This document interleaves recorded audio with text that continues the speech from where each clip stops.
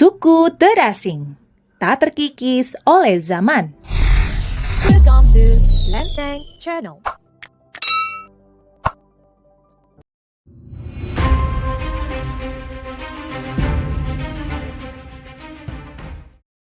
Dunia terus berubah dan berkembang. Kemajuan teknologi hampir menyentuh seluruh aspek kehidupan manusia. Tata cara kehidupan tradisional pun beralih menuju kehidupan modern. Tapi tahukah Anda, masih ada masyarakat yang mempertahankan cara-cara kehidupan lamanya. Bahkan mereka menolak cara-cara baru yang datang kemudian. Simak informasi selengkapnya di Lenteng Channel.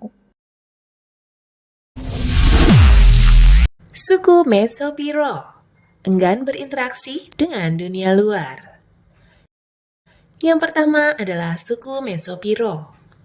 Suku ini dikenal dengan orang Cuyerenio dan Nomol. Mereka adalah suku Indian primitif yang berasal dari daerah terpencil di hutan Amazon. Mesopiro salah satu dari 15 suku yang ada di Peru, Amerika Selatan. Mereka hidup secara nomaden. Mereka bertahan hidup dengan cara berburu dan mengumpulkan makanan dari hutan dan hasil pertanian. Kalau musim panas, suku Mesopiro tinggal di dekat sungai Las Piedras. Sedangkan ketika musim hujan, mereka akan masuk ke hutan Amazon. Saat ini, suku Mesopiro tinggal di Taman Nasional Manu di Madre de Dios Region, yang letaknya di sebelah tenggara Peru. Meskipun begitu, mereka tetap mengasingkan diri dari pihak manapun. Sudah ratusan tahun mereka enggan keluar hutan untuk berinteraksi dengan dunia luar. Mereka tidak mengizinkan orang lain untuk masuk ke wilayahnya. Suku Yahi, generasi terakhir pada abad modern. Suku Yahi adalah salah satu suku penduduk asli Amerika dari negara bagian California. Suku Yahi menempati wilayah Deer Creek. Mereka dianggap suku Indian liar generasi terakhir pada abad modern. Suku Yahi tidak memiliki pimpinan. Mereka hidup dengan prinsip bahwa semua individu setara. Suku Yahi adalah korban pertama dari fenomena demam emas pada tahun 1865, saat ketika orang Amerika datang ke California untuk mencari logam mulia.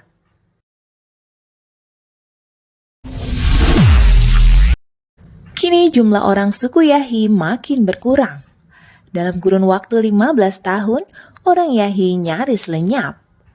Ada yang menyebut mereka kini tinggal 16 orang. Mereka bersembunyi di pegunungan selama bertahun-tahun. Pada 29 Agustus 1911, seorang lelaki parubaya dari suku Yahi muncul di kota. Dia kemudian ditahan dan dibawa ke Universitas California. Antropolog Alfred Kroeber dan Thomas Waterman memberinya nama Ishi, yang berarti laki-laki. Ishi mempelajari 600 kata bahasa Inggris dalam kurun waktu beberapa tahun.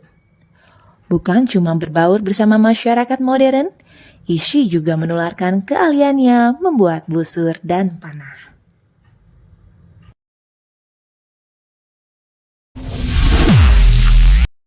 Suku Zoi, suku paling bahagia.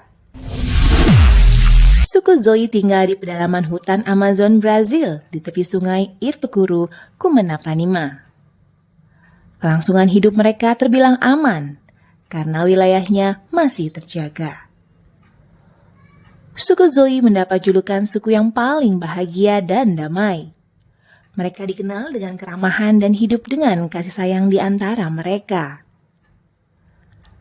Mereka menunjukkan dengan terbiasa menyentuh dan membelai sebagai rasa hormat dan cinta.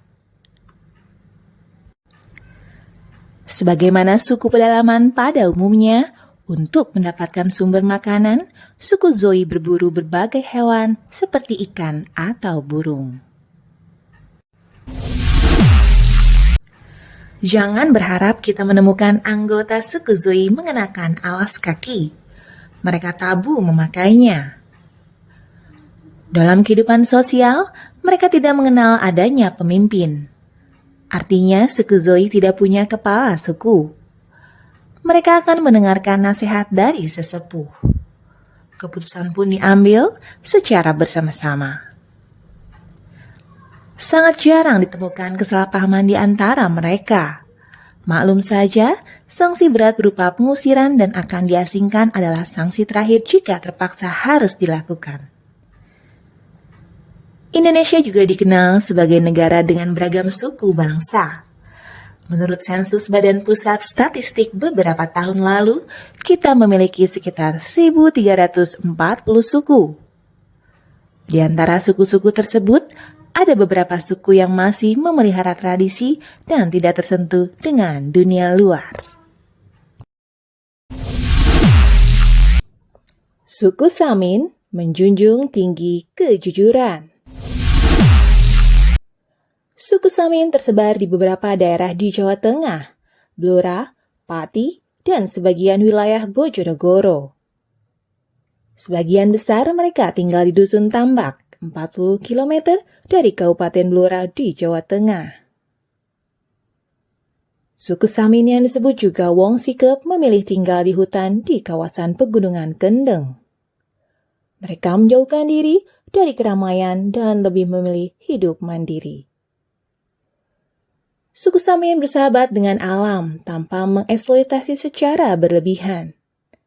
Mereka menolak aturan dari luar, meneruskan sikap pendahulunya yang bernama Samin Suro Sinteko yang menentang keras kapitalisme dan materialisme pemerintah Belanda.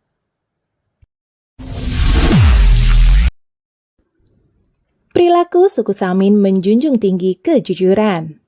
Tidak ada sifat iri, dengki, atau berprasangka buruk di antara mereka. Mereka hidup apa adanya. Mereka menganggap semua orang sebagai saudara. Sikap gotong royong suku Samin sangat tinggi.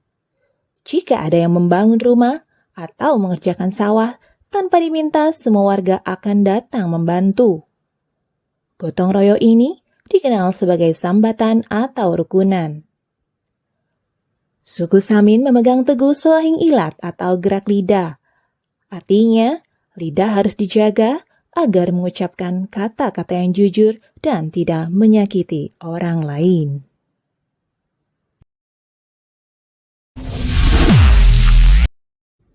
Suku Kajang pantang berbicara kasar.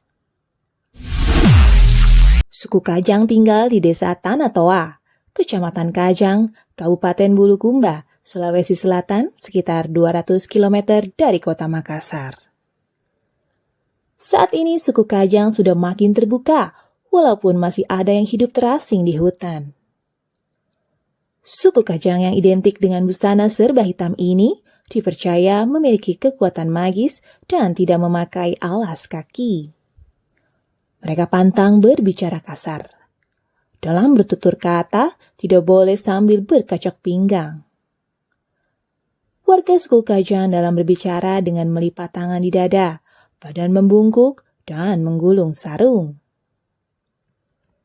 Dalam pemberian nama, mereka tidak diperkenankan menggunakan nama malaikat, nabi, atau nama kebesaran Allah, karena dianggap durhaka dan menanggung dosa.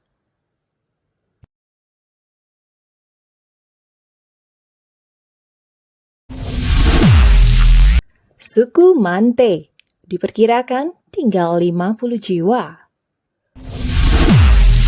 Keberadaan suku Mante dianggap masih misterius. Suku Mante sudah mendiami wilayah Aceh sejak ribuan tahun lalu. Suku ini hidup menyendiri di pedalaman hutan di Aceh. Mereka diperkirakan datang dari Kampa, Kamboja. Saat ini keberadaan suku Mante jarang terlihat lagi. Ciri fisik suku Mante adalah ukuran tubuh mereka yang kecil atau biasa disebut orang kerdil. Tinggi badannya hanya sekitar 1 meter. Rambut mereka terurai panjang. Belakangan suku Mante sempat viral. Dalam sebuah video yang beredar, tampak rombongan motor trail menerabas hutan dan tiba-tiba muncul sesosok manusia kerdil. Disinyalir itu adalah suku Mante. Konon Mante adalah nenek moyang orang Aceh. Mereka sudah ada sejak zaman kerajaan Aceh dan masih satu garis keturunan dengan suku Melayu. Kini diperkirakan suku Mante berjumlah lebih dari 50 jiwa.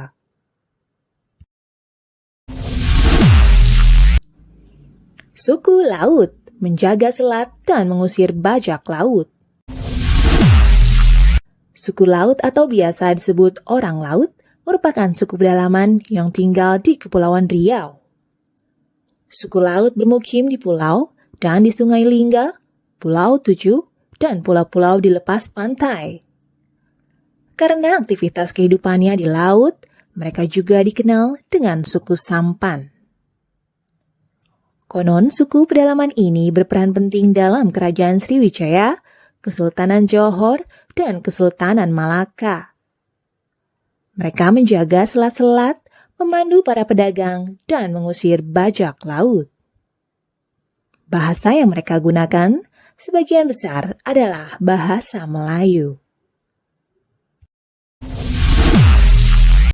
Suku Laut mulai menghuni wilayah Melayu Lingga pada tahun 2500 sampai 1500 sebelum Masehi sebagai bangsa Melayu tua, kemudian menyebar ke sebagian besar wilayah Sumatera melalui Semenanjung Malaka. Pemirsa Lenteng Channel, suku-suku yang masih mempertahankan cara-cara tradisional adalah bagian dari kekayaan kita. Perubahan sampai pada kehidupan modern seperti sekarang adalah bagian dari buah masa lalu. Sampai jumpa dengan tayangan Lenteng Channel pekan depan.